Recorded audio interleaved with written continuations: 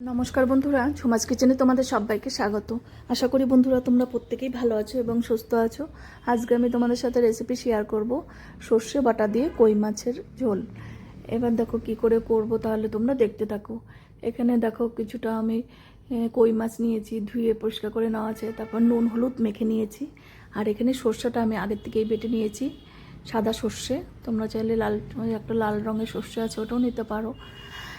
এবার তেলটা খুব ভালো করে আমি গরম করে নিয়েছিলাম আগের থেকেই। এবার মাছগুলো ভেজে নেব।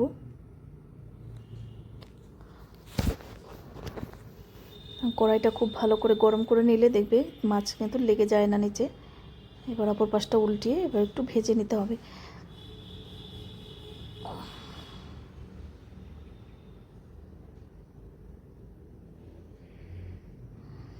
এবার ভাজা হয়ে গেছে, তুলে নেব। এবার বাকি মাছগুলো ভেজে নেব।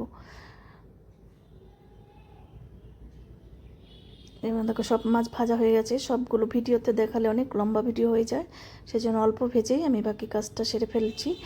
এবার দেখো একটু কালো জিরে ফোড়ন দিলাম, সর্ষে বাটাটা দিয়ে নুন হলুদ কাশ্মীর লঙ্কার গুঁড়ো দিয়ে একটু কষিয়ে নেব। আর একটা টমেটো দিয়েছি। খুব বেশি কিন্তু মশলা কষাবো না, মানে সর্ষে বেশি ভাজলে পরে তেতো হয়ে যায়। এবার একটু নুন দিয়ে দিলাম ঝালের জন্য, কয়েকটা কাঁচা লঙ্কা।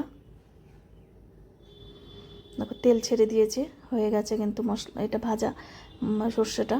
এবার ঝোলের জন্য জল দিলাম। এবার মাছগুলো দিয়ে দিলাম। মাছগুলো দিয়ে 6-7 মিনিট কিন্তু একটু গ্যাসটা কমিয়ে দিয়ে ফুটিয়ে নিতে হবে।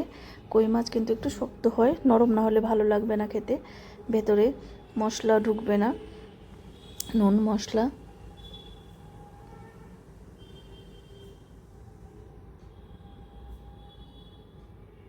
দেখো অনেকক্ষণ আমি ফুটিয়ে নিয়েছি। দেখো মাছ নরম হয়ে গেছে। তোমাদের কাছে সর্ষে বাটা দিয়ে কই মাছের রেসিপি কীরকম লাগলো অবশ্যই জানিও। আর তোমরা যদি না খেয়ে থাকো একবার হলো করে দেখবে, ভালো।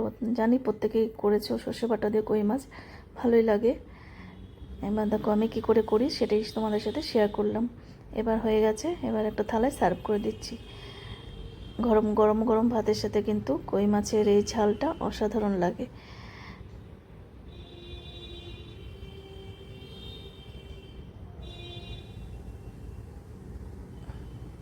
এই বর্ষাকালে কই মাছের কিন্তু এখন পেট ভর্তি ডিম থাকে, মানে মাছগুলোতে ডিমও হয়েছিল।